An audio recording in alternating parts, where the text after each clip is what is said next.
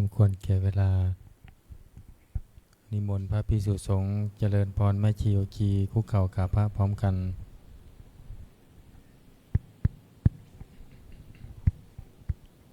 อัญชลี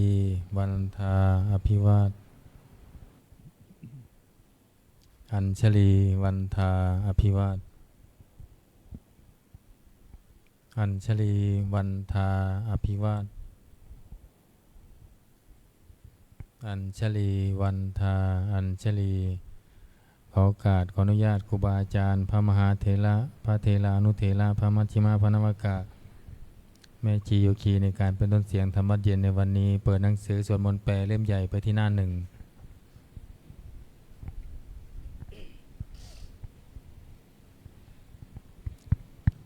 โยโสภะคะวาอะระหังสัมมาสัมพุทโธพระผู้มีพระภาคเจ้านั้นพระองค์ใดเป็นพระอรหันต์ดับเพลิงกิเลสเพลิงทุกข์สิ้นเชิงตรัสรู้ชอบได้โดยพระองค์เองสวากขาโตเยนะภะคะวะตาธัมโมพระธรรมเป็นธรรมอันพระผู้มีพระภาคเจ้าพระองค์ใดตรัสไว้ดีแล้วสุปฏิปันโนยัสสะภะคะวะโตสาวกสังโฆพระสงฆ์สาวกของพระผู้มีพระภาคเจ้าพระองค์ใดปฏิบัติดีแล้วธัมมายังภคะวันตังสัทธัมมังสัสสังฆังอิเมหิสกาเลหิยะถาระหังอาโลปิเตหิอภิปูชยามาข้าพระเจ้าทั้งหลายขอบูชาอย่างยิ่งซึ่งพระผู้มีพระภาคเจ้าพระองค์นั้นพร้อมทั้งพระธรรมและพระสงฆ์ด้วยเครื่องสักการะทั้งหลายเหล่านี้อันยกขึ้นตามสมควรแล้วสาธุโนพันเต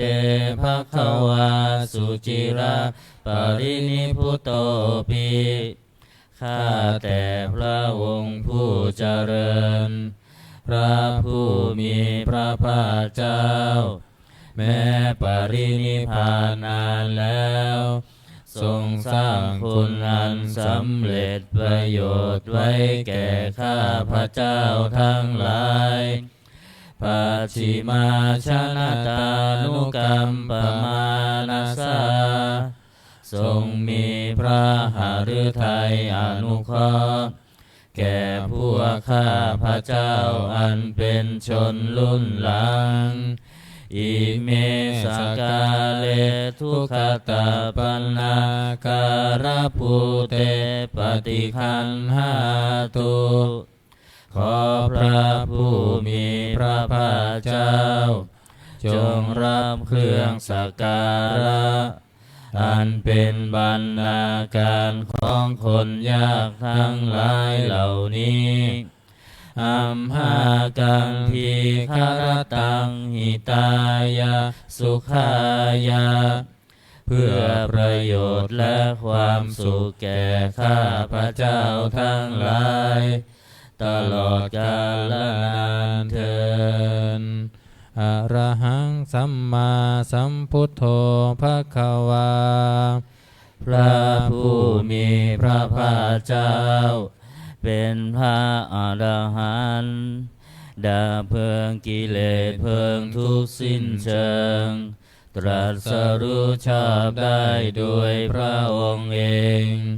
พุทธังภคะวันตังอภิวาเทมิข้าพระเจ้าอภิวาทพระผู้มีพระภาคเจ้า ผู้รู้ผู้ตื่นผู้เบิกบานสวากขาโตภควตาธัมโมพระธรรมเป็นธรรมที่พระผู้มีพระภาคเจ้าตรัสไว้ดีแล้วธัมมังนามัสสามิข้าพระเจ้านามัสการพระธรรมสุปฏิปันโนภะภะคะวะโต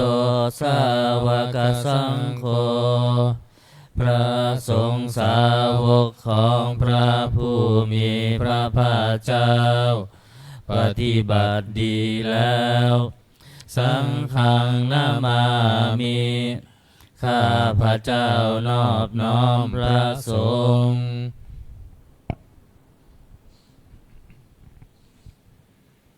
อันธรรมยังพุทธสสะภะคะวะโตบุพพภาคณามการังกโรมาเสนะโมตัสสะภะคะวะโตขอนอบน้อมแด่พระผู้มีพระภาคเจ้าพระองค์นั้นอะระหะโตซึ่งเป็นผู้ไกลจากกิเลสสัมมาสัมพุทธัสสะตรัสรู้ชอบได้โดยพระองค์เองนะโมตัสสะภะคะวะโตขอนอบน้อมแด่พระผู้มีพระภาคเจ้าพระองค์นั้นอะระหะโตซึ่งเป็นผู้ไกลจากกิเลสสัมมาสัมพุทธัสสะตรัสรู้ชอบได้โดยพระองค์เองนะโมตัสสะภะคะวะโตขอนอบน้อมแด่พระผู้มีพระภาคเจ้าพระองค์นั้นอะระหะโตซึ่งเป็นผู้ไกลจากกิเลสสัมมาสัมพุทธัสสะตรัสรู้ชอบได้โดยพระองค์เองเปิดหนังสือไปที่หน้า19ทำวัดเย็น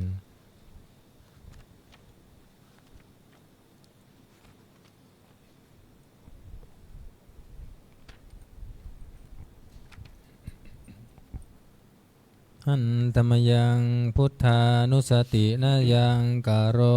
มาเสตังโคปานาภะคะวันตังเอวังกัลยาโนกิติสัทโธอะภุคโตก็กิตติศักดิ์อันงามของพระผู้มีพระภาคเจ้านั้นได้ฟุ้งไปแล้วอย่างนี้ว่าอิติปิโสภะคะวาเพราะเหตุอย่างนี้พระผู้มีพระภาคเจ้านั้นอะระหังเป็นผู้ไกลจากกิเลสสัมมาสัมพุทโธเป็นผู้ตรัสรู้ชอบได้โดยพระองค์เองวิชาจารณะสัมปันโนเป็นผู้ถึงพร้อมด้วยวิชาและจารณะสุขโตเป็นผู้ไปแล้วด้วยดีโลกวิทูเป็นผู้รู้โลกอย่างแจ่มแจ้งอนุตตรปุริสธรรมสารถิเป็นผู้สามารถฝึกบุรุษที่สมควรฝึกได้อย่างไม่มีใครยิ่งกว่าสัทธาเทวมนุษย์สานังเป็นครูผู้สอนของเทวดาและมนุษย์ทั้งหลายพุทโธ เป็นผู้รู้ผู้ตื่นผู้เบิกบานด้วยธรรมภควาติเป็นผู้มีความจำเริญจำแนกธรรมสั่งสอนสัตว์ดังนี้อันธรรมยังพุทธาภิกขิติงกโรมาเสพุทธวาลาหังตาวรตาภิกขุนาภิยุตโตพระพุทธเจ้าประกอบด้วยคุณมีความประเสริฐแห่งอรหันตคุณเป็นต้นสุทธาพิยานกรุณาหิสมาคตโตพระองค์อันประกอบด้วยพระญาณและพระกรุณาอันบริสุทธิ์โพเทสิโยชุชนะตังกามรังวสุโรพระองค์ใดทรงกระทำชนที่ดีให้เบิกบานดุจนาทิธรรมบัวให้บานวันธามหังตมรณังศิลาสาชิเนทังข้าพระเจ้าไหว้พระชินสีผู้ไม่มีกิเลสพระองค์นั้นด้วยเสียงกล่าวพุทโธโยสัพพปานินังสารนังเขมามุตตมังพระพุทธเจ้าพระองค์ใดเป็นสารณะอันเกษมสูงสุดของสัตว์ทั้งหลายปัฏฐามานุสติทานังวันทามิตังสิเลนะหังข้าพระเจ้าไหว้พระพุทธเจ้าพระองค์นั้นอันเป็นที่ตั้งแห่งความระลึกองค์ที่หนึ่งด้วยเสียงกล่าวพุทธัสสะหัสมิทาโสวะพุทโธเมสามิกิสโรข้าพระเจ้าเป็นทานของพระพุทธเจ้าพระพุทธเจ้าเป็นนายมีอิสระเหนือข้าพระเจ้าพุทโธทุกขาสัคคตาจะวิทาตาจะหิตัสสะเมพระพุทธเจ้าเป็นเครื่องกำจัดทุกข์และทรงไว้ซึ่งประโยชน์แก่ข้าพระเจ้าพุทธัสสะหังนิยาเท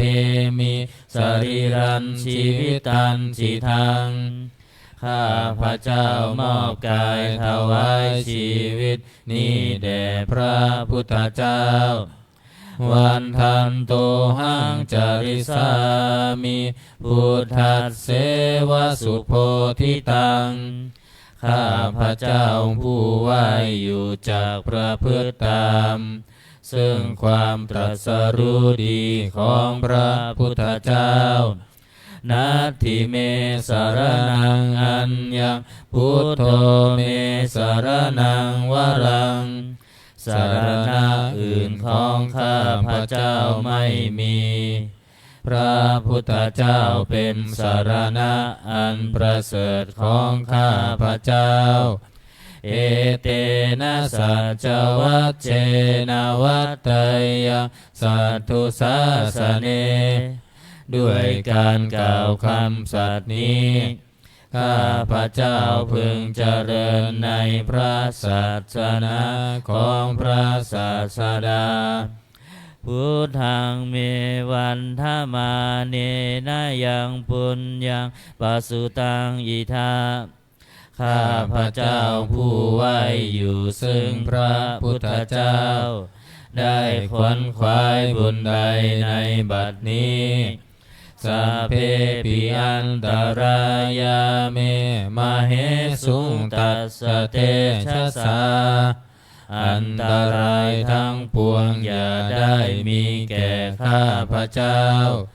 ด้วยเดชแห่งบุญนั้นกายเนวาจายวเจตสาวา ด้วยกายก็ดีด้วยวาจาก็ดีด้วยใจก็ดี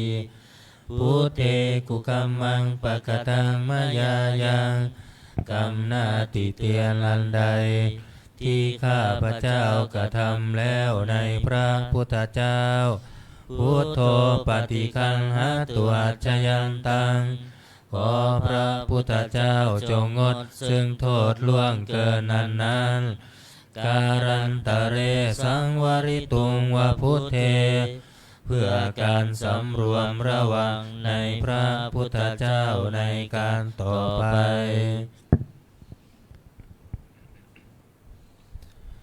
หันธรรมยังธรรมานุสตินายังกโรมาเสสวาคาโตภะคะวะตาธัมโมพระธรรมเป็นสิ่งที่พระผู้มีพระภาคเจ้าตรัสไว้ดีแล้วสันทิฏฐิโกเป็นสิ่งที่ผู้ศึกษาและปฏิบัติพึงเห็นได้ด้วยตนเองอาการิโกเป็นสิ่งที่ปฏิบัติได้และให้ผลได้ไม่จำกัดการเอหิปัสสิโกเป็นสิ่งที่ควรกล่าวกับผู้อื่นว่าท่านจงมาดูเถิดโอปานายิโกเป็นสิ่งที่ควรน้อมเข้ามาใส่ตัวปัจจตังเวทิตาโพวินโยหิติเป็นสิ่งที่ผู้รู้ก็รู้ได้เฉพาะตนดังนี้หันธรรมยังธรรมาภิกิติงกโรมาเสสวาคาตตาทิคุณายโยคาวาเสนาเสโยพระธรรมเป็นสิ่งที่ประเสริฐเพราะประกอบด้วยคุณคือความที่พระผู้มีพระภาคเจ้าตรัสไว้ดีแล้วเป็นต้นโยมัคคปากปริยัติวิโมกขเพโทเป็นธรรมอันจำแนกเป็นมรรคผลปริยัติและนิพพานธัมโมกุโลกัปปตนาตถาธาริธารีเป็นธรรมทรงไว้ซึ่งผู้ทรงธรรมจากการตกไปสู่โลกที่ชั่ววันธามหังตามหารังวรธรรมเมตังข้าพระเจ้าไหว้พระธรรมอันประเสริฐนั้นอันเป็นเครื่องขจัดเสียซึ่งความมืดธัมโมโยสัพพปานินังสารนังเขมามุตตมังพระธรรมใดเป็นสารณะอันเกษมสูงสุดของสัตว์ทั้งหลายทุติยานุสติทานังวันธามิตังสิเรนะหังข้าพระเจ้าไหว้พระธรรมนั้นอันเป็นที่ตั้งแห่งความระลึกองค์ที่สองด้วยเสียงกล่าวพัมมาสาหัสมิทาโสอะธัมโมเมสามิกิสโรข้าพระเจ้าเป็นทาสของพระธรรมพระธรรมเป็นนายมีอิสระเหนือข้าพระเจ้าธัมโมทุกขาสัคาตาจวิทาตาจหิตัสสเมพระธรรมเป็นเครื่องกำจัดทุกข์และทรงไว้ซึ่งประโยชน์แก่ข้าพระเจ้าธัมมัสสาหังนิยาเทมิสรีรันชีวิตันจิทังข้าพระเจ้ามอบกายถวายชีวิตนี้แด่พระธรรมวันทันโตหังจริสามิ ธัมมาเสวสุธรรมตังข้าพระเจ้าผู้ไหวอยู่จากประพฤติตามซึ่งความเป็นธรรมดีของพระธรรมนัตถิเมสรนังอัญญังธัมโมเมสรนังวรังสรณะอื่นของข้าพระเจ้าไม่มีพระธรรมเป็นสรณะอันประเสริฐของข้าพระเจ้าเอเตนะสัจวัชเชนะวัตเตยะสัตตุสาสเนด้วยการกล่าวคำสัตย์นี้ข้าพระเจ้าพึงเจริญในพระศาสนาของพระศาสดาธัมมังเมวันธรรมาเนนะยังปุญญังปสุตังอิทาข้าพระเจ้าผู้ไหวอยู่ซึ่งพระธรรมได้ขวนขวายบุญใดในบัดนี้สัพเพปิอันตรายาเมมเหสุงตัสสะเตชะสาอันตรายทั้งปวงอย่าได้มีแก่ข้าพระเจ้าด้วยเดชแห่งบุญนั้นกายเยนะวาจายวเจตัสสาวาด้วยกายก็ดีด้วยวาจาก็ดีด้วยใจก็ดีธัมเมกุกัมมังปะกตังมายายังกรรมหน้าที่เตือนอันใด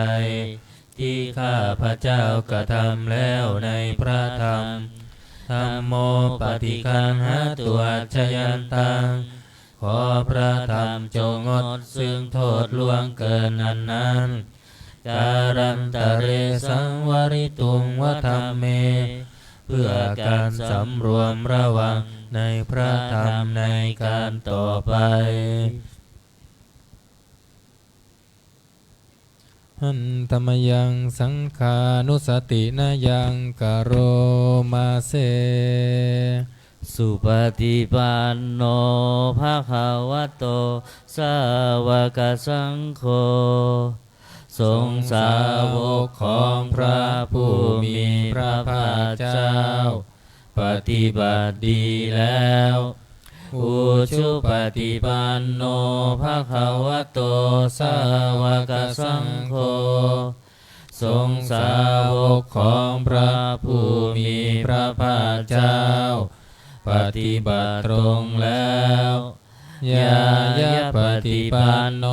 ภะคะวะโตสาวกสังโฆทรงสาวกของพระผู้มีพระภาคเจ้าปฏิบัติเพื่อรู้ธรรมเป็นเครื่องออกจากทุกข์แล้วสามีจิปฏิปันโน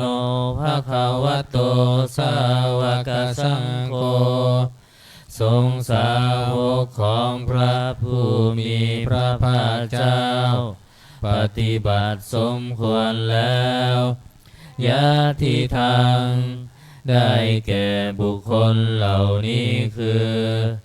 จาตาริปุริสายุคานิอัตถปุริสปุคลาคู่แห่งบุรุษสี่คู่นับเรียงตัวบุรุษได้8บุรุษเอสาภะคะวะโตสาวกสังโฆนั่นแหละสงฆ์สาวกของพระผู้มีพระภาคเจ้า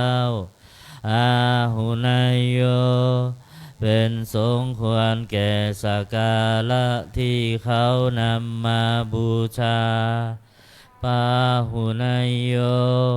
เป็นสงฆ์ควรแก่สักการะที่เขาจัดไว้ต้อนรับทักขินายโยเป็นผู้ควรรับทักษิณาทานอัญชริการณิโยเป็นผู้ที่บุคคลทั่วไปควรทำอัญชรีอนุตตรังปุญญเขตังโลกัสสติเป็นเนื้อนาบุญของโลก ไม่มีนาบุญอื่นยิ่งกว่า ดังนี้หันธรรมยังสังฆาภิกิติงกโรมาเส สัทธรรมโช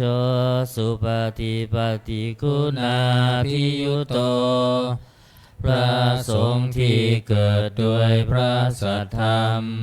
ประกอบด้วยคุณมีความปฏิบัติดีเป็นต้นโยทัพพิโทอริยบุคคลสังฆเสโท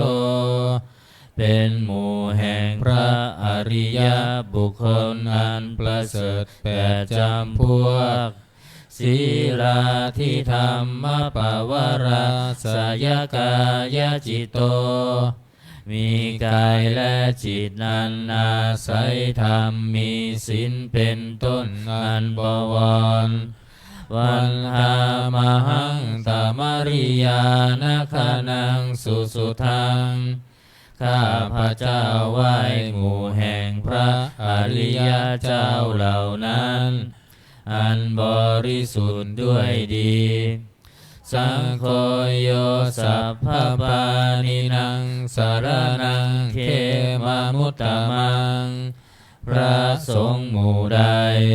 เป็นสารณะอันเกษมสูงสุดของสัตว์ทั้งหลายตติยานุสติทานังวันทามิตังสิเรนะหังข้าพระเจ้าไหว้พระสงฆ์หมู่นั้นอันเป็นที่ตั้งแห่งความระลึกองค์ที่สามด้วยเสียงกล่าว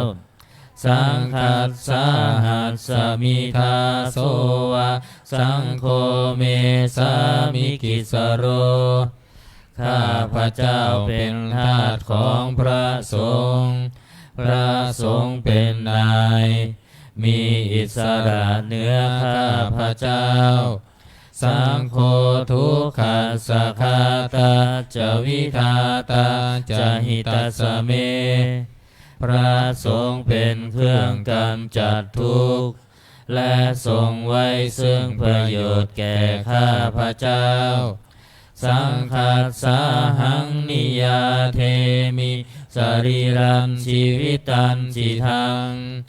ข้าพระเจ้ามอบกายถวายชีวิตนี้แด่พระสงฆ์วันทันโตหังจาริสามิสังฆาโสปฏิปันนาตังข้าพระเจ้าผู้ไว้อยู่จากประพฤติตามซึ่งความปฏิบัติดีของพระสงฆ์นัตถิเมสารนังอันยังสังโฆเมสารนังวะลังสารณะอื่นของข้าพระเจ้าไม่มีพระสงฆ์เป็นสารณะอันประเสริฐของข้าพระเจ้าเอเตนะสัจวัชเชนะวัตตยังสัตถุสาสเนด้วยการกล่าวคำสัตย์นี้ข้าพระเจ้าพึงเจริญในพระศาสนาของพระศาสดาสังฆังเมวันทมาเนนะยังปุญญังปัสสุตังอิทาข้าพระเจ้าผู้ไว้อยู่ซึ่งพระสงฆ์ได้ขวนขวายบุญใดในบัดนี้สาเพปิอันตรายาเมมาเหสุงตัสสะเตชะสาอันตรายทั้งปวงอย่าได้มีแก่ข้าพระเจ้าด้วยเดชแห่งบุญนั้นกายเยนะวาจายวเจตสาวาด้วยกายก็ดีด้วยวาจาก็ดีด้วยใจก็ดีสังเคกุกัมมังปะกตังมยายังกรรมหน้าที่เตือนอันใดที่ข้าพระเจ้ากระทำแล้วในพระสงฆ์สังโฆปฏิคันหตุอัจฉยันตังขอพระสงฆ์จงงดซึ่งโทษล่วงเกินอันนั้น การันตะเรสังวริตุงวสังเคเพื่อการสำรวมระวังในพระสงฆ์ในการต่อไป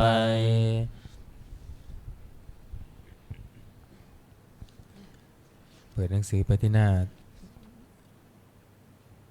35หน้า39เนอะโอวาทปาติโมกข์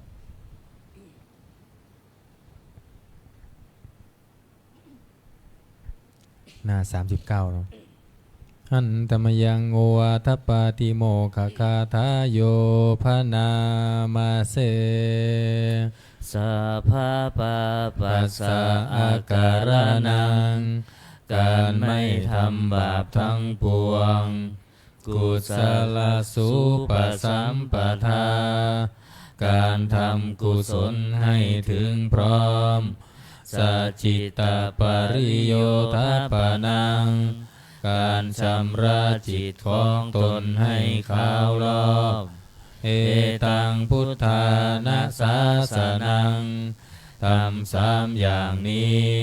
เป็นคำสั่งสอนของพระพุทธเจ้าทั้งหลายขันติปรมังตโปติติขาขันติคือความอดกั้นเป็นธรรมเครื่องเผากิเลสอย่างยิ่งนิพพานังปรมังวทันติพุทธาผู้รู้ทั้งหลายกล่าวพระนิพพานว่าเป็นธรรมอันยิ่งนาหิปภาชิโตปรูปคาติผู้กำจัดสัตว์อื่นอยู่ไม่ชื่อว่าเป็นบรรพชิตเลยสามโนโหติปรังวิเหทยันโตผู้ทำสัตว์อื่นให้ลำบากอยู่ไม่ชื่อว่าเป็นสมณะเลยอนุภาวะโทอนุปคาโตการไม่พูดร้ายการไม่ทำร้ายปาติโมกเขจะสังวโรการสำรวมในปาติโมกข์มัตตัญญุตาจะภัตตัสมิงความเป็นผู้รู้ประมาณในการบริโภคปันตัญจะสยนาสนังการนอนการนั่งในที่อันสงัดอาทิจิเตจะอาโยโคความมันประกอบในการทำจิตให้ยิ่งเอตังพุทธานาสาสนังทำ6อย่างนี้เป็นคำสั่งสอนของพระพุทธเจ้าทั้งหลายเปิดมาหน้า35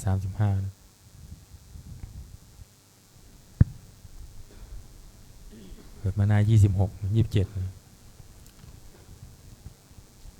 หันตมยังอติตาปัจเจเวคณาปาทังพานามาเสอัจฉามายาอัมปัจเจเวกิตวายังจีวรังปริพุตังห่มแล้วไม่ทันพิจารณาในวันนี้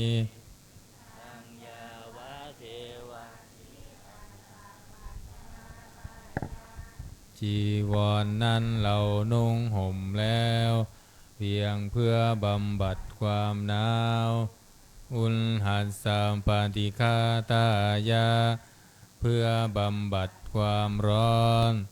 ดังสมากันสวาตาตัมปัสสิริงสัมปสัมผัสสานังปฏิฆาตายาเพื่อบำบัดสัมผัสอันเกิดจากเหลือบยุงลมแดดและสัตว์เลื้อยคลานทั้งหลายยาวะเทวาหิริโกปินนาปฏิชาธนาทังและเพียงเพื่อปกปิดอวัยวะอันให้เกิดความละอาย อัจฉมายาอัมปัจเจ้าเวงกินตวายโยปินทปะโตปริพุตโตบินตบาทใดอันเราฉันแล้วไม่ทันพิจารณาในวันนี้ทวายาบินตบาทนั้นเราฉันแล้วไม่ใช่เป็นไปเพื่อความเพลิดเพลินสนุกสนานนามาทายาไม่ใช่เป็นไปเพื่อความเมามันเกิดกำลังพลังทางกายนามันดานายาไม่ใช่เป็นไปเพื่อประดับนาวิโภสนายาไม่ใช่เป็นไปเพื่อตกแต่งยาวะเทวะอิมัสสกายัสสะทิฏฐิยาแต่ให้เป็นไปเพื่อความตั้งอยู่ได้แห่งกายนี้ยาปนายาเพื่อความเป็นไปได้ของอัตภาพวิหิงสุปรติยาเพื่อความสิ้นไปแห่งความลำบากทางกายพระมจริยานุคาหายา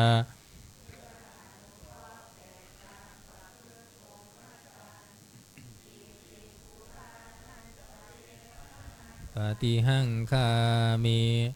ด้วยการทำอย่างนี้เราย่อมระงับเสียได้ซึ่งทุกขเวทนาเก่าคือความหิวนาวันจะเวทนังนาอุปาเทสามิและไม่ทำทุกขเวทนาใหม่ให้เกิดขึ้นยาตราจะเมภวิสติอนวัชตาจะพาสุวิหารโรจาติอันหนึ่งความเป็นไปโดยสะดวกแห่งอัตภาพนี้ด้วยความเป็นผู้หาโทษมิได้ด้วยและความเป็นอยู่โดยผาสุขด้วยจักมีแก่เราดังนี้อัจฉมายาอัมปัจเจ้าเวงคินตวายังเสนาสนะปริพุตตังเสนาสนะใดเราใช้สอยแล้วไม่ทันพิจารณาในวันนี้ตังยาวะเทวะสิตัสสะปฏิฆาตายาเราใช้สอยแล้วเพียงเพื่อบำบัดความหนาวอุลหัสสะปฏิฆาตายาเพื่อบำบัดความร้อนดังสมากัสสวาตาตปสิริงสัพพสัมผัสสานังปฏิฆาตายาเพื่อบำบัดสัมผัสนั้นเกิดจากเหลือบยุงลมแดดและสัตว์เลื้อยคลานทั้งหลายยาวะเทวะอุตุปาริสยาวิโนทานังปฏิสันลานาลามัทธังเพียงเพื่อบรรเทาอันตรายอันเพิ่งมีจากดินฟ้าอากาศและเพื่อความเป็นผู้ยินดีอยู่ได้ในที่หลีกเล่นสำหรับภาวนาอาชมายาอัตปัจจเวคิตวาโยคิรานะปัจจยเพสัชสะปาริคาโลปริพุตโตคิรานะเพสัชบริขารใดอันเราบริโภคแล้วไม่ทันพิจารณาในวันนี้โสยาวะเทวะอุปปันนานังไวยาปาทิกานังเวทนานังปฏิฆาตายาคิลานาเพสัชบริขารนั้นเราบริโภคแล้วเพียงเพื่อบำบัดทุกขเวทนาอันบังเกิดขึ้นแล้วมีอาพาธต่างๆเป็นมูลอาพยาปัชชะปรมตายาติ เพื่อความเป็นผู้ไม่มีโรคเบียดเบียนเป็นอย่างยิ่งดังนี้หันตมยังอุทิศนาทิฏฐานาคาทายโยพนามาเสอิมินาปุญญากาเมนะด้วยบุญนี้อุทิศให้อุปัชฌายาคุณุตตราอุปัชฌาย์ผู้เลิศคุณอาจาริยุปการาจา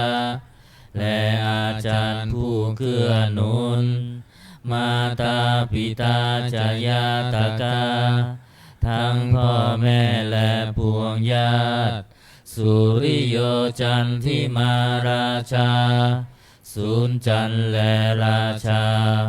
คุณวันตานาราปิจาผู้ทรงคุณหรือผู้สูงชาติพระมมาราชาอินทาจาพรหมานและอินทราชโลกปาราชเทวตาทั้งถวยเทพและโลกบาลยะโมมิตามนุษย์สาจายมราชมนุษย์มิตรมัชฌตาเวริกาปิจาผู้เป็นกลางผู้จ้องพรานสัพเพสัตตาสุขีโหนตุขอให้เป็นสุขสันต์ทุกทั่วหน้าอย่าทุกทนปุญญานิปักกตานิเมบุญพ้องที่ข้าทำจงช่วยอำนวยสุภผลสุขังจติวิทังเพนตุให้สุขสามอย่างล้นขีปังปาเพทาโวมาตังให้รู้ถึงนิพพานพลันอิมินาปุญญากาเมนะด้วยบุญนี้ที่เราทำอิมินาอุทิเสนาจาและอุทิศให้ปวงสัตว์ขีปาหังสุรเพเจวะเราพลันได้ซึ่งการตัดตัณหุปาทานเฉทนังตัวตัณหาอุปาทานเยสันตาเนหินาธรรมาสิ่งชั่วในดวงใจยาวานิพานาโตมะมังกว่าเราจะถึงนิพพานนาสันตุสาภาทาเยวามาลายสิ้นจากสันดานยัตถาชาโตภะเวภะเวทุกภพที่เราเกิดอุชุจิตังสติปัญญามีจิตตรงและสติทั้งปัญญาอันประเสริฐสังเลโควิริยมหินาพร้อมทั้งความเพียรเลิศเป็นเครื่องขูดกิเลสหายมาราระพันตุโนกาสังโอกาสอย่าพึงมีแก่หมู่มารสิ้นทั้งหลายกาตุนจาวิริเยสุเมเป็นช่องปทุสลายทำลายล้างความเพียรจมพุทธาธิปาวโรนาโทพระพุทธผู้บวรนาถธัมโมนาโทวรุตตโมพระธรรมที่พึงอุดมนาโทปัจเจกพุทโธจาพระปัจเจกพุทธสมสังโฆนาโทตโรมะมังโทพระสงฆ์ที่พึงพยองเตโสตมานุภาเวนะด้วยอานุภาพนั้นมาโลกาสังละพันตุมาขอหมู่มารอย่าได้ช่องทัสสะปุญญานุภาเวนะด้วยเดชบุญทั้ง10ป้องมาโลกาสังละพันตุมาอย่าเปิดโอกาสแก่มารเถิดวัน นี้สวดอนันตลักษณะนะหนังสือมนต์พิธีเล่มเหลืองหน้า51หน้า51นะโมตัสสะภะคะวะโตอะระหะโตสัมมาสัมพุทธัสสะนะโมตัสสะภะคะวะโตอะระหะโตสัมมาสัมพุทธัสสะนะโมตัสสะภะคะวะโตอะระหะโตสัมมาสัมพุทธัสสะพุทธังสรณังกัจฉามิธัมมังสรณังกัจฉามิสังฆังสรณังกัจฉามิทุติยัมปิพุทธังสรณังกัจฉามิทุติยัมปิธัมมังสรณังกัจฉามิทุติยัมปิสังฆังสรณังกัจฉามิตติยัมปิพุทธังสรณังกัจฉามิตติยัมปิธัมมังสรณังกัจฉามิตติยัมปิสังฆังสรณังกัจฉามิหน้า55นะโมอะระหะโตสัมมาสัมพุทธัสสะมะเหสิโนนะโมอุตตมะธัมมัสสะสวะคาตัสเสวะเตนิธานะโมมหาสังคัสสะปิวิสุทธาสีลทิฏฐิโนนะโมโอมาตยา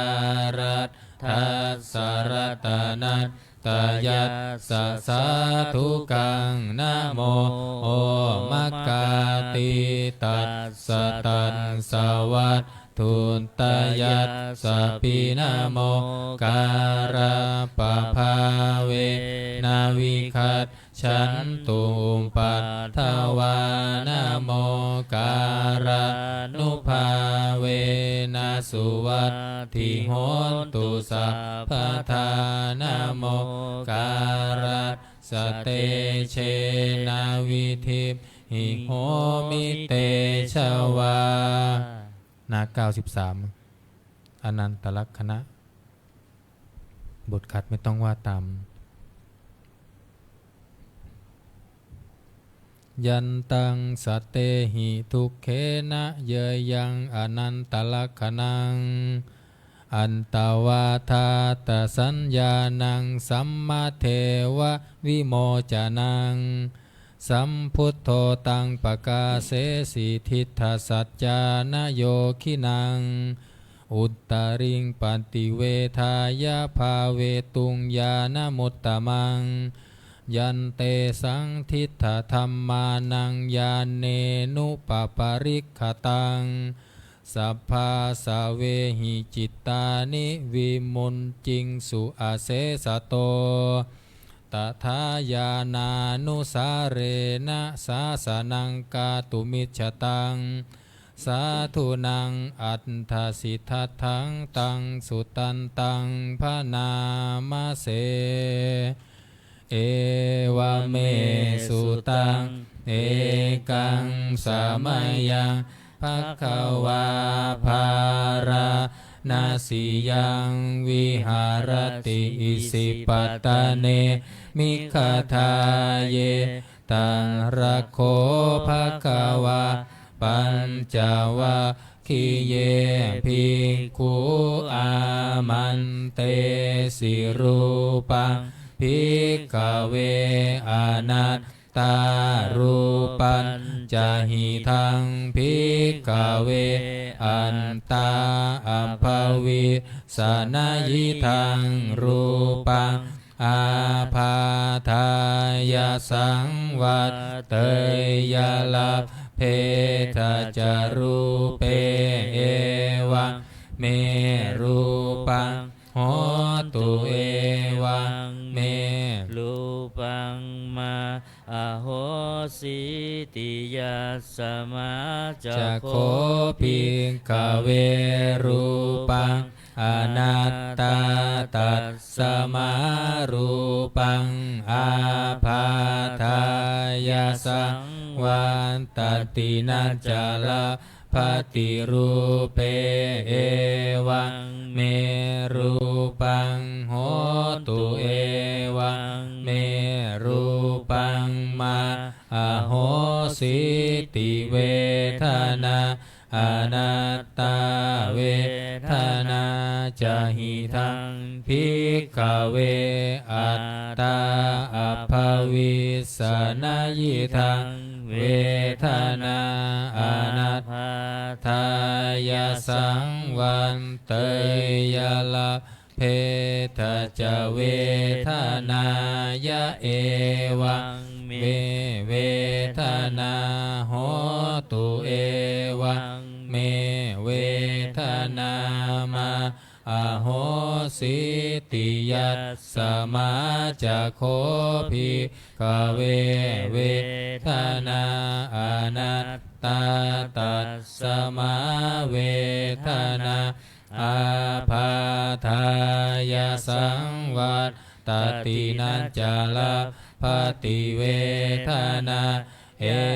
วังเมเวทนาโหตุเอวังเมเวทนามาอโหสิติสัญญาอนัตตาสัญญาจะหิทังภิกขเวอัตตาอัปภวิสนายิทังสัญญาอาภาทายาสังวัตเตยลาเพทะจะสัญญายะเอวังเมสัญญาโหตุเอวังเมสัญญามาอโหสิติยัสสมาจะโคภิกขเวสัญญาอนัตตาตัสสมา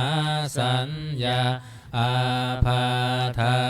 ยาสังวัตตตินัจจลาภติสัญญายะเอวังเมสัญญาโหตุเอ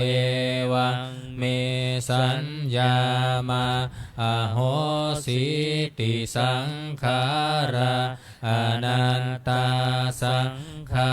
ราจะหิทังภิกขเวอันตาอัปภวิสังสุนายิทังสังขาราอาภาทายาสังวัตเตยยุงลาเพทะจะสังขาเรสุเอวังเมสังขาราโหตุเอวังเม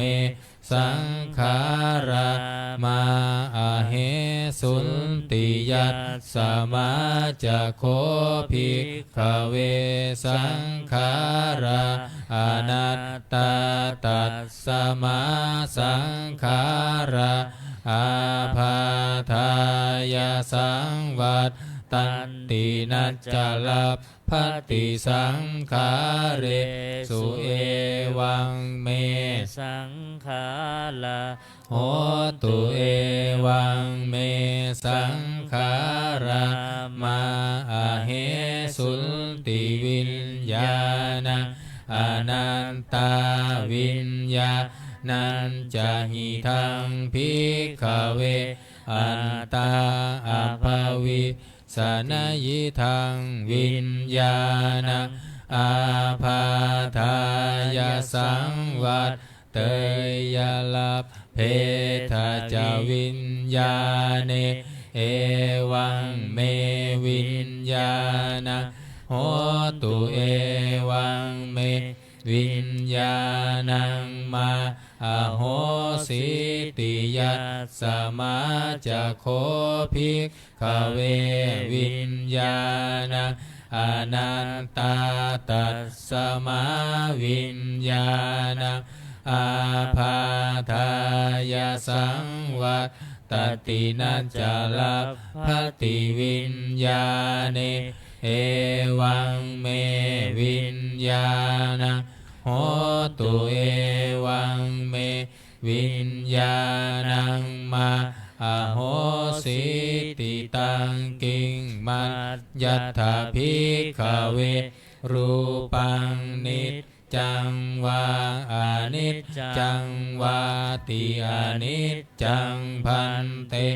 ยัมปนานิจจังทุกขังวาตังสุขังวาติทุกขังพันเตยัมปนานิจจังทุกขังวิปาริณามธรรมังกัลลังนุตังสมานุปัสสิตุงเอตังมะมะเอโสหามัสสามิเอโสเมอัตตาติโนเหตังพันเตตังกิงมัญญัตถภิกขเวเวทนานิจจาวาอนิจจาวาติอนิจจาพันเตยัมปนานิจจังทุกขังวาตังสุขังวาติทุกขังพันเตยัมปนานิจจังทุกขังวิปาริณา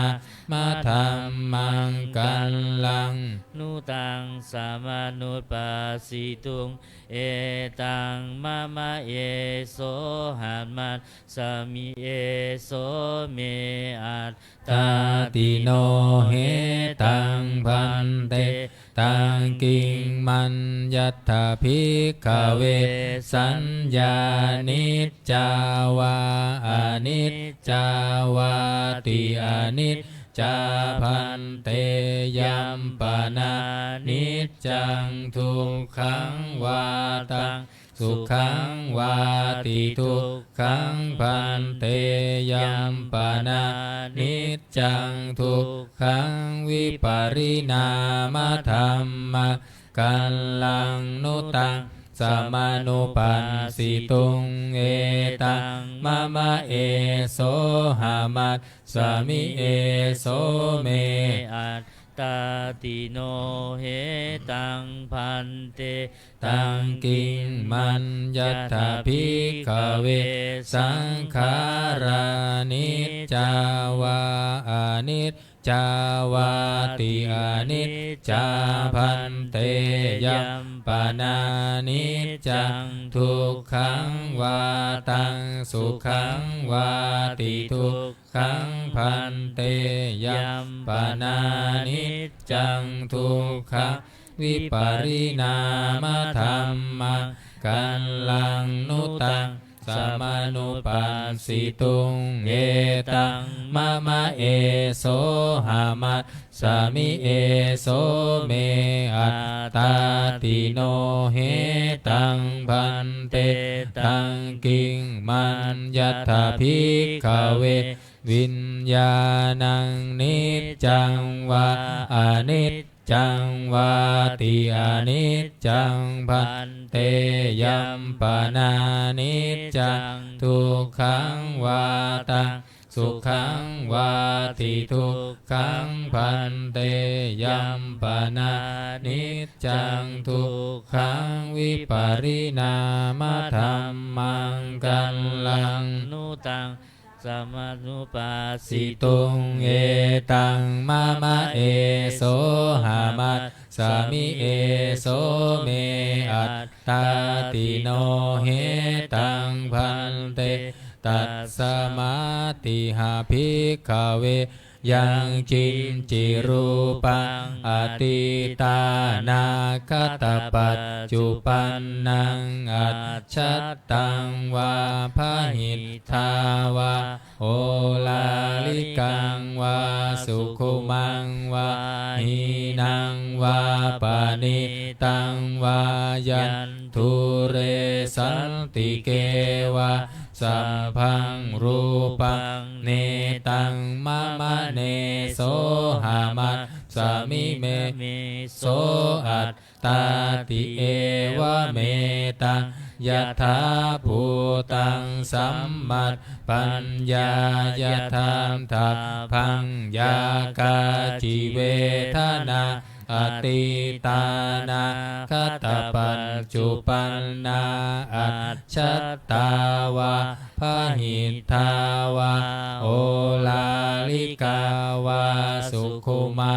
วาหีนาวาปานิตาวายาทุเรสันติเกวะสัมภาเวทนาเนตังมะมะเนโสหามัสสามินาเมโสอัตตาติเอวะเมตังยะถาภูตัตังสัมมัตปัญญายะธรรมทัพพังยากาจิสัญญาอติตานาคตปัญจุปันนาอัจฉัตตาวาพหินทาวาโอลาลิกาวาสุขุมาวาหีนาวาปนิตาวายาทุเรสันติเกวาสัพพาสัญญาเนตังมะมะเนโสหามัสสามินาเมโสอัตตาติเอวะเมตังยะถาภูตังสัมมัตปัญญายะทันทัพพังเยเกจิสังขาระอติตานาคตปัญจุปันนาอัจฉัตตาวาพหิมทาวาโอลาลิกาวาสุขุมาวาหีนาวาปานิตาวายะทุเรสันติเกวาสัมเพสังขาราเนตังมะมะเนโสหามัสสามินาเมโสอัตตาติเอวะเมตังยะถาภูตังสัมมัตปัญญายะทันทัพพังยังกินจิวิญญาณังอติตานาคตปัจจุปันนังอัจฉัตตังวาพหิมทาวาโอลาลิกังวาสุขุมังวาหีนังวาปนิตังวายันทุเรสันติเกวาสัมพังวิญญาณังเนตังมะมะเนโสหามัสสามินาเมโสอัตตาติเอวะเมตังยะถาภูตังสัมมัตปัญญายะทัพทัพพังเอวังปัสสังภิกขเวสุตตวาอริยสาวกรูปัสสมิงปินิพินทติเวทนายะปินิพินทติสัญญายะปินิพินทติสังขาเรสุปินิพินทติวิญญาณัสสมิงปินิพินทตินิพินทังวิรัญชติวิราคะวิโมจจติวิโมตตัสสมิงวิโมตตมิติญาณังโหติขีนาสิตังพรหมจริยังกตังกรณียังนาปรังอินทันตายาติปัชานาติติธรรมโวจะภควาอัตตมนาปัญจวัคคียาภิกขุภควโตภาสิตัง อภินันทุงอิมัตสมิงจัปปนาเวยยากรณัสสมิงพัญญมาเนปัญจวัคคียานังภิกขุนังอนุปาทายะอาสาเวหิจิตตานิวิมุตติงสุติ133มงคลจักรวาลน้อยสัพพพุทธานุภาเวนะสัพพธรรมานุภาเวนะสัพพสังฆานุภาเวนะพุทธรัตนะธัมมรัตนังสังฆรัตนังตินนังรัตนานังอนุภาเวนะจตุราสีติสหัสสะธัมมขันธานุภาเวนะปิตกัตตยานุภาเวนะชินนาสาวกานุภาเวนะสัพเพเตโรคาสัพเพเตพยาสัพเพเตอันตรายาสัพเพเตอุปัฏฐวาสัพเพเตทุนนิมิตตาสัพเพเตอวมังคาราวินัสสันตุอายุวัตถโกธนวัตถโกสิริวัตถโกยัสสวัตถโกภรวัตถโกวันนาวัตถโกสุขวัตถโกโหตุสัพพทาทุกขโรภคยาเวลาโสกาสัตตุจุปัฏฐวาอเนกาอันตรายาปิวินัสสันตุจเตชะสาชยสิทธิธานังลาภังโสทิภคยังสุขังพลังสิริอายุจวันโนจะโพคังวุฒิจะยัสสวะสันตวัสสาจะอายุจะชีวสิทธิภวันตุเต131หน้า131มหาการุณิโกนาโทหิตายะสัมภปานินาปุเรตวาปารมิสัมภาปัตโตสัมโพธิมุตตมังเอเตนะสัจจวัตเชนะโหตุเตชัยมังคารังชยันโตโพธิยามูเลสังกยานะนันทิวัตตโนเอวังตาวังวิชัยโยโหหิชัยยันสุชัยมังคาเรอัมปาราชิตปัลลังเกสีเสปัทวิโปคาเรอัมพิเสเกสัมภพุทธานาอาคัมปัตโตปโม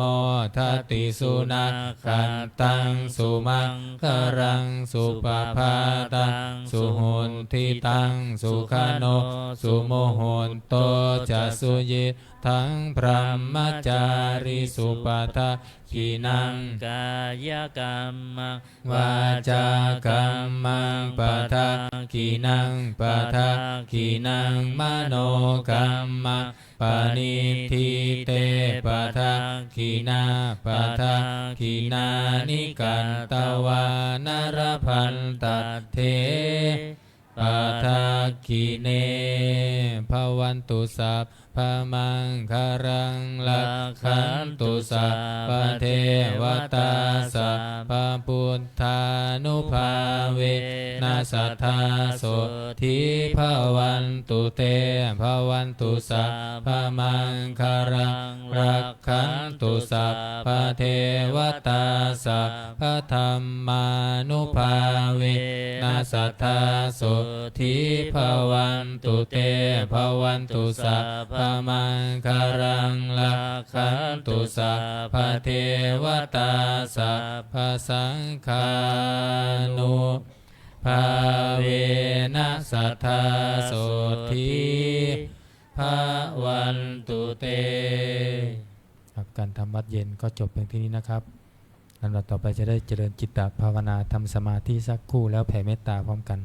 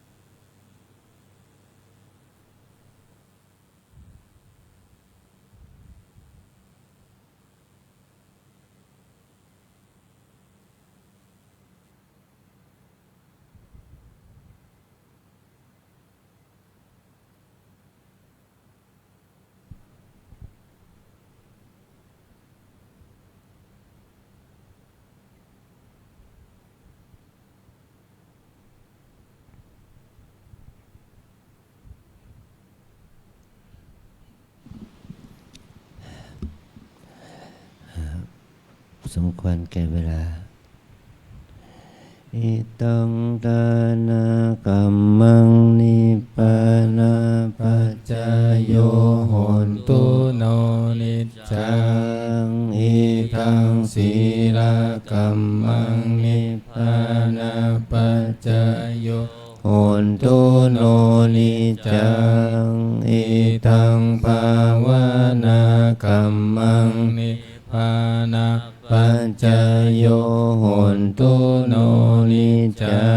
งยังกินจิกุสาลังกัตตัมพังกัมมังสัพเพหิอัมเหหิกัตตังปุญญังโนอนุโมทันตุสุนันตุพนโตเยเทวะอัสสมิงทาเนอาทิกัตตาทิกายุกัสสัทธาหนตุสัพเพสัตตาสุขิอัตตานังปาริหารันตุมาตาปิตาสุขิตาหนตุทุกขาปามุจจันตุสัมเพยตากาสุขิตาหนตุทุกขาปามุจจันตุสัมเพอายาตากาสุขิตาหนตุทุกขาปามุจจันตุสัมเพปิสาสัพเพยัคขะสัพเพเปตาสุขิตาหนตุทุกขาปามุจจันตุสัมเพนัคขัตตาสุขิตาหนตุทุกขาปามุจจันตุสัมเพเทวาสุขิตาหนตุทุกขาปามุจจันตุสัมเพอาจาริโยปัจจายาสุขิตาหนตุทุกขาปามุจจันตุสัมปะสัมปติโยสามิจันตุโวคุกเข่าวันทาหลวง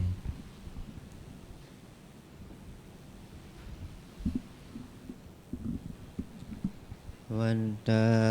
มิพุทธังสัมภะเมวะโทสังฆามะตาเม เมพันเตวันตามิธัมมังสัพพะ เมวะโท โทสังฆามะทาเมพันเตวันตามิสังฆัง สัพพะเมวะโทสังฆามัตตาเมพันเต เตวันตามิคารุอุปปัชฌาจาริเยสัพพะเมวะ โทสังฆามัตตาเมพันเต วันตามิกัมมัฏฐานังสัพพะเมวะโทสังฆามัตถาเมพันเตวันตามิอาราเมพัน ตัดสีมังสัพพะเมวะโท สังฆามัทธาเมพันเตวันตามิจิตติยังสัมพังสัพพันธาเนสุปันติทิตาสา สารีรัธาตุมหาโพธิงพุทธารูปังสัก กาลังสัทธา ทานาคาโลเกเทวาโลเกพรหมโลเกจัมปุติเปลังกาทิเปสารีรัธาตุโย เกสาธาตุโยอะระหันต ตัทธาตุโยเจติยังกันทักกุติง จตุรา ราสิติสหัสเสธรรมขันเท สัพเพสั สั ง ง ปะ ปาทจิติยังอหังวันตามิสัมภะโส อัญชลีวันทาอภิวาทอัญชลีวันทาอภิวาทอัญชลีวันทาอภิวาท อัญชลีวันทาอัญชลี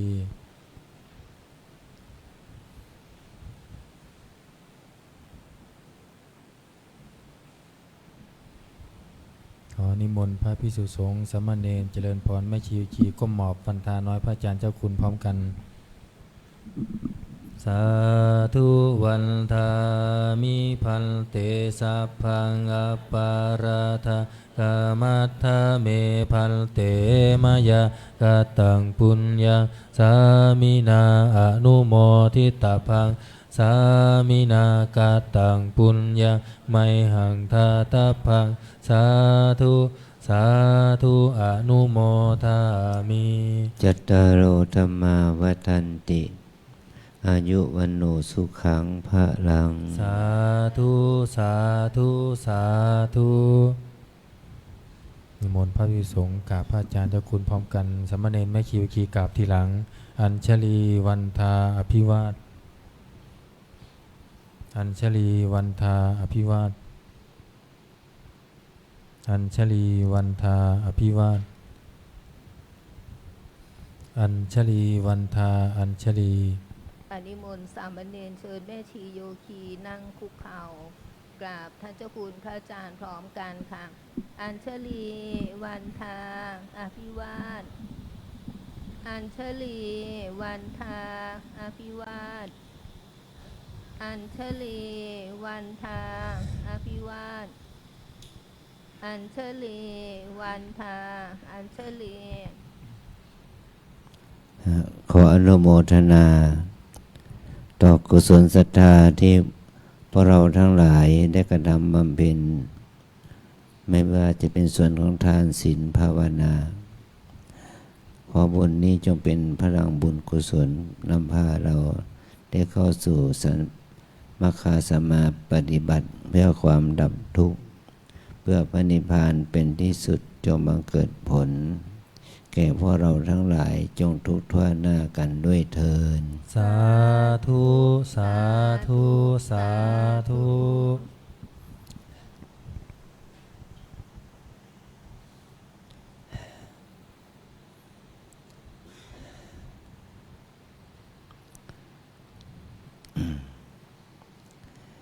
เราทั้งหลายชีวิตเรานี่อยู่ในท่ามกลางหมู่มาร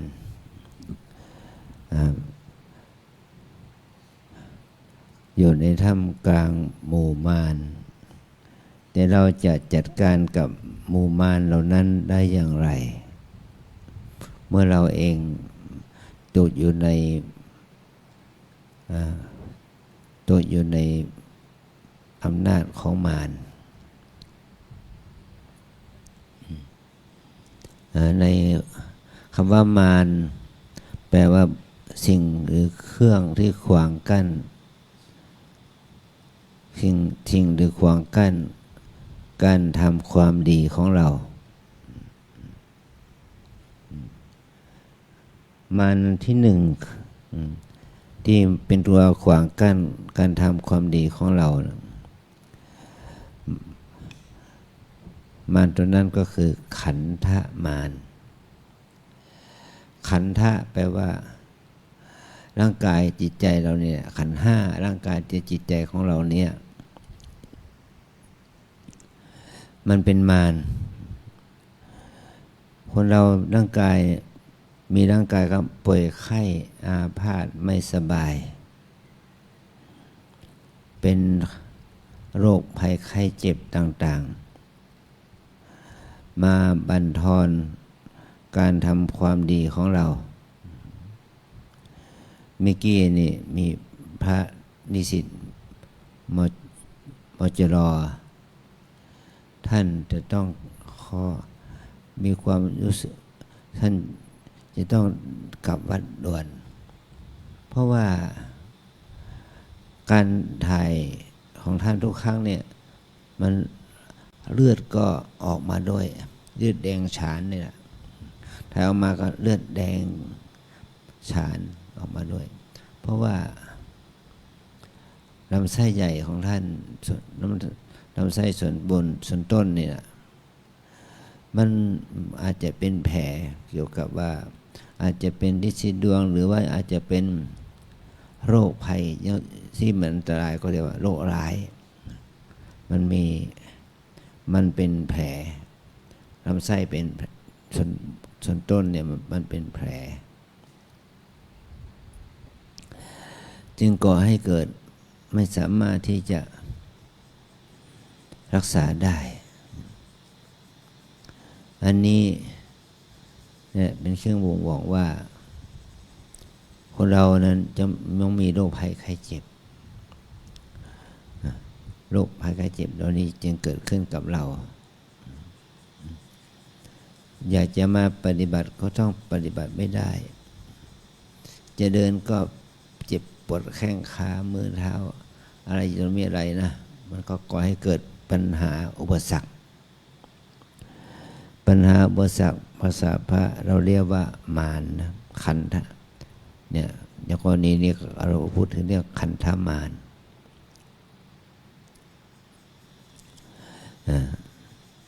วันนี้ตั้งใจจะมาปฏิบัติเป็นเดือนได้แค่3 วัน 5 วันไม่สามารถที่จะปฏิบัติต่อไปได้เพราะว่าเกิดโรคภัยไข้เจ็บนี่เขาขันธมารนี่พวกเรามายังให้โอกาสเนาะเรายังมือมีเท้าดีมีหูมีตาดีมารให้โอกาสนะโอเคนะให้รู้ตัวด้วยว่าเราเป็นบุญของเรานะมันขอให้โอกาสอันที่สองที่มันมาหนักหน่อยก็คือมัจจุมารความตายบางคนมีโรคมีภัยมาเตือนก่อนเนาะแต่บางคนบางรูปบางคนเนี่ยโรคภัยเอาชีวิตเลยหมายความว่านั่งรถมาประสบอุบัติมาปฏิบัติอย่างนี้ก็มีอุบัติเหตุจนถึงแก่ความตายก็มีทำกิจกรรมการงานกำลังรุ่งเรืองก็ประสบอุบัติเหตุนะตายนะถูกยิงตายบ้างถูกอะไรต่อมีอะไรตายบ้างมันเป็นตัวอุปสรรคของชีวิตที่จะทำความดีนี่เราเรียกว่ามัจจุมารนะเพราะเราเนี่ยโชคดีแค่ไหนแล้วเราไม่ตายยังมีชีวิตอยู่นี่นะมันอันที่สามเทวบุตรมารคำว่าเทวบุตรมารนี่มุ่งหมายถึงคนผู้มีอำนาจเหนือเราเป็นเจ้านายเหนือเราขอมาปฏิบัติเขาไม่ให้มาปฏิบัตินะรวมไปถึงว่าเรามนุษย์ทั้งหลายพูดผีปีศาจเป็นอสุรกายยักษ์มารเทพเทวาอารักษ์ที่มีมิจฉาทิฏฐิมีความเห็นผิดมีมิจฉาทิฏฐิมากันแกล้งไม่ให้เราปฏิบัติธรรมไม่ว่าเราจะมาอยู่วัดมานุ่งขาวห่มขาวมานุ่งเหลืองห่มเหลืองแล้วก็ถูกมนุษย์ถูกพูดผีปีศาจเทพเทวดาที่เขามีมิจฉาทิฏฐิหรือเขาเป็นเจ้ากรรมในเวรของเราเขาอาฆาตพยาบาทเราอย่างนี้มาเป็นตัวอุปสรรคมาเป็นตัวอุปสรรคให้การปฏิบัติของเรานั้นไม่ราบรื่นไม่มีความราบรื่นเนี่ยขันธมารมัจจุมารเทวบุตรมารอันที่สี่อภิสังขารมารอภิสังขารมารหมายความว่าการปรุงแต่งใหญ่หมายความว่าถ้าเรามีความประสงค์ อยากจะสร้างโบสถ์สักหลังหนึ่งแล้วมาปฏิบัติธรรมอธิษฐานเพื่อจะทำให้การสร้างโบสถ์สำเร็จพอมาปฏิบัติแล้วมันไม่มีจิตสงบละมันคิดถึงวัสดุก่อสร้างคิดถึงเงินทองที่จะได้คิดถึงคนที่จะมาช่วยเหลืออุปถัมภ์คิดถึงการงานคิดถึงช่างคิดถึงอะไรอย่างนี้นะเมื่อมันมีความคิดอย่างนี้ที่เราอยากจะสร้างโบสถ์สร้างวิหารสร้างเจดีย์สร้างศาลาอะไรก็ตามแต่นั่นแหละเป็นตัวปัญหาเป็นตัวอุปสรรคต่อการเจริญวิปัสสนากรรมฐานของเรามันจึงทำให้เรามีความฟุ้งซ่านว่าอยากเกี่ยวกับงานการที่เราจะทำเป็นงานใหญ่มันเป็นเหตุให้เราไม่ได้ทำไม่สำเร็จแล้วอันที่ห้าอย่างนี่สำคัญตัวที่ห้านี่สำคัญมากมันอยู่กับเราเสียด้วยนะอยู่ในตัวเราเองนะมันก็คือตัวกิเลสมารเป็นตัวกิเลสนี่แหละฝันเน่ากิเลสความโลภโกรธหลงนี่แหละนะมันเป็นตัวขวางกั้นจิตใจเรานะตัณหาราคะ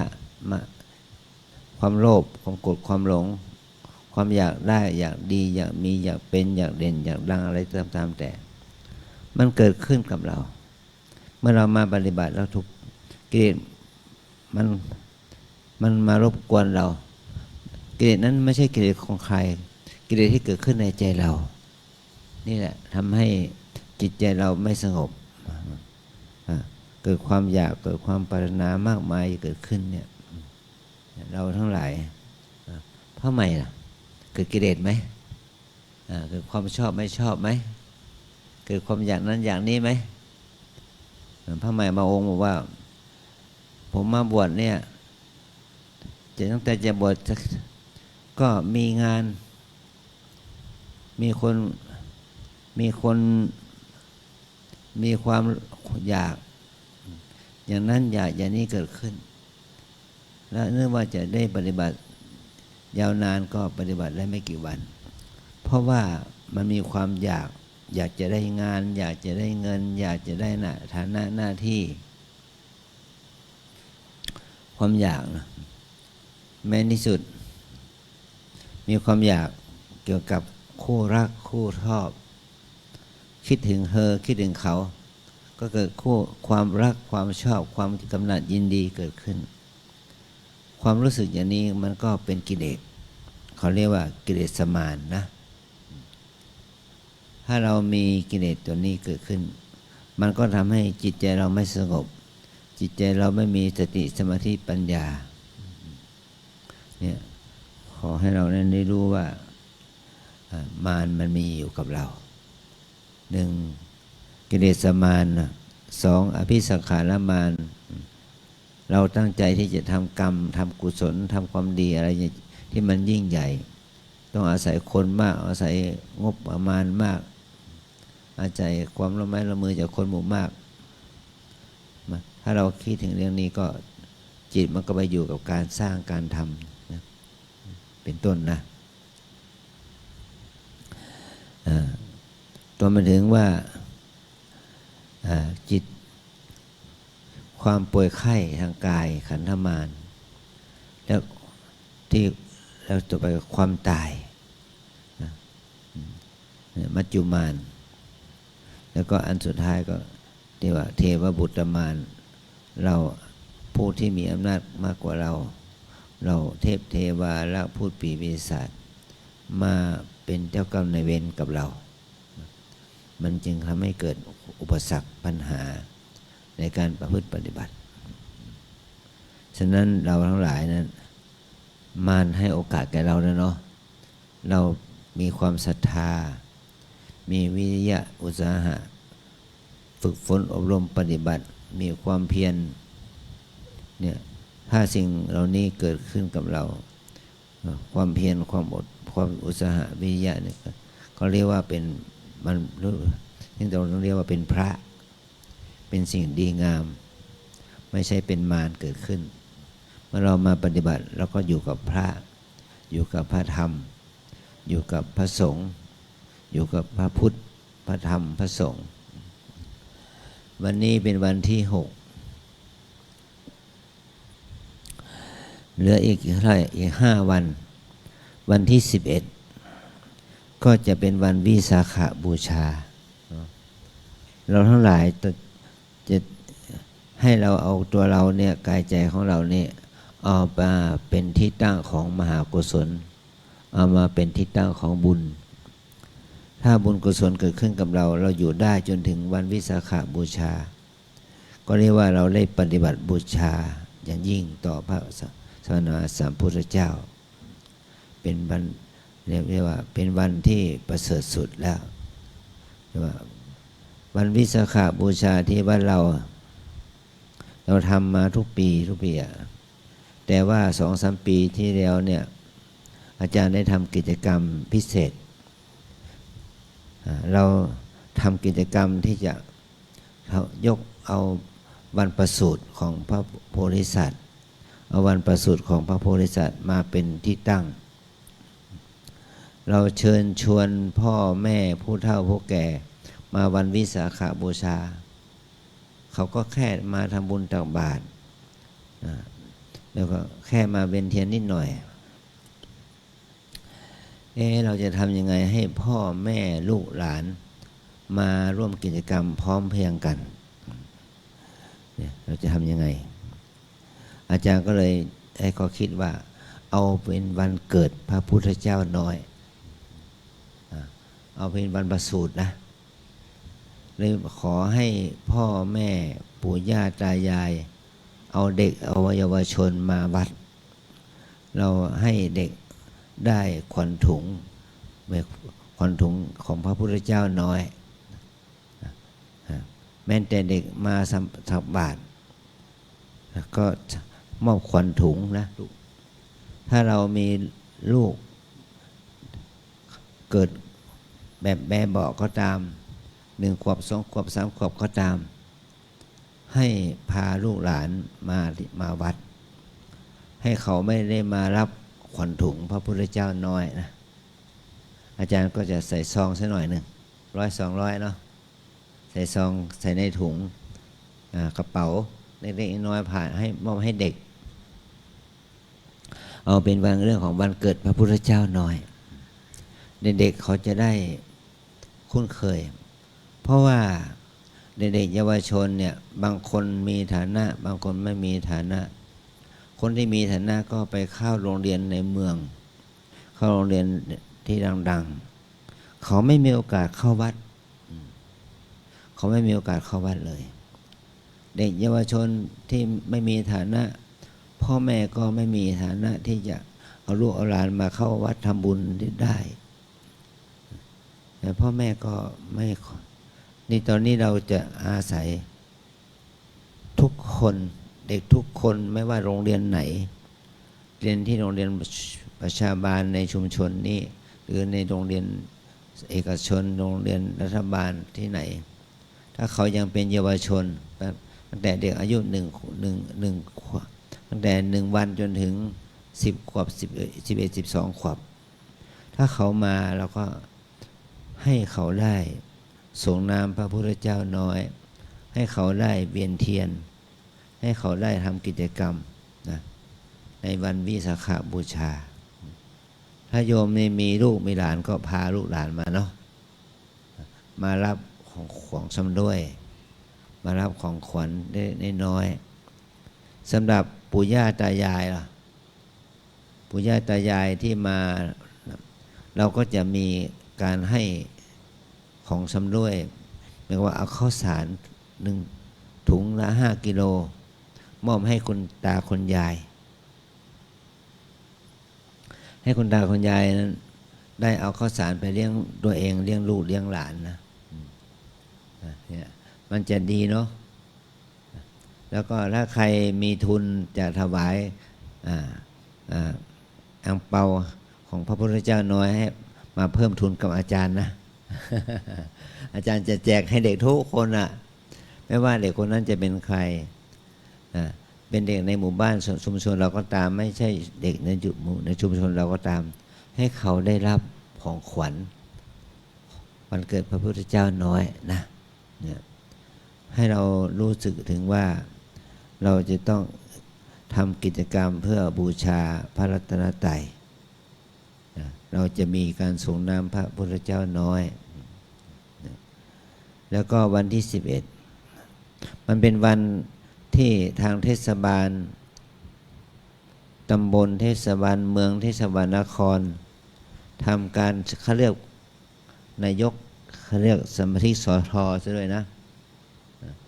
แต่เราก็ไม่กังวลว่าเราจัดในวัดเนาะสทก็เป็นสทของเขาอะแต่เราก็ต้องเอาพระพุทธเจ้าของเราเป็นที่ตั้งเนาะขอให้เราทั้งหลายได้มามีส่วนร่วมนะและวันที่12อาจารย์จะไปส่งน้ำพระธาตุที่พระธาตุกตัญญูกตเวทีศรีโกสัยที่อำเภอร่องกวางจังหวัดแพร่ที่บ้านเกิดอาจารย์จะพาพระพาโยมไปด้วยจะจัดรถพาไปขอนิมนต์ขอพวกเราไปด้วยกันเนาะถ้ายังมีเวลาว่างนะวันที่12เที่ยงออกจากวัดประมาณเที่ยงบ่ายโมงนี่แหละประมาณบ่ายโมงออกจากวัดกลับมาก็คงเที่ยงคืนตีหนึ่งนะมันจะต้องคาบเกี่ยวให้เราไปทำการเวียนเทียนเห็นให้เราเป็นเทียนที่กลางคืนที่โน่นด้วยประมาณสัก3 ทุ่มถึงจะกลับมาก็มาถึงวัดเราก็ประมาณสักเที่ยงคืนนะที่โน่นก็เป็นการอาจารย์ก็เชิญชวนเยาวชนลูกหลานญาติมิตรมาร่วมกิจกรรมทั้งผู้สูงอายุผู้เฒ่าผู้แก่ให้มารับของสำรวยที่จะไปแจกให้เขาได้มีความผูกพันสัมพันธ์กับวัดกับได้ผูกพันสัมพันธ์กับพระพุทธศาสนาในการมาเวียนเทียนมารับของสำรวยในโอกาสวันเกิดพระพุทธเจ้าน้อยนี่แหละนะขอให้เราได้มีส่วนร่วมนะขอถ้าญาติโยมอยากจะทำบุญของถวายมอบอั่งเปาให้แก่เยาวชนก็เราไปร่วมเป็นร่วมทำบุญกับอาจารย์ได้ที่สำนักงานแม่ชีสำนักงานวัดเราได้ขอให้เราได้ทำบุญด้วยกันนะอันนี้ก็ให้เขาคิดสำคัญแล้วนะว่าวันเดือนนี้อาทิตย์นี้เป็นอาทิตย์ที่มีความสำคัญเรียกว่าสัปดาห์ส่งเสริมพระพุทธศาสนาวันวิสาขบูชาเราก็ปฏิบัติบูชาตั้งแต่วันนี้เป็นต้นไปทุกวันเมื่อเรามีโอกาสเราได้ทำบุญในโอกาสนี้เพื่อความเจริญงอกงามไปบุญในกุศลธรรมในจิตใจของเราให้ยิ่งขึ้นไปเพื่อความดับทุกข์เพื่อมรรคผลนิพพานจงมาเกิดแก่พวกเราทั้งหลายจงทุกข์ทั่วหน้ากันด้วยเถิดสาธุสาธุสาธุเราไหว้พระนะ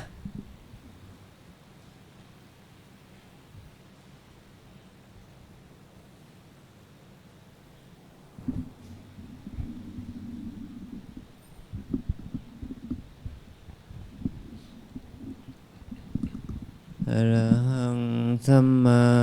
สัมพุทโธภะคะวาพุทธังภะคะวันตังอภิวาเท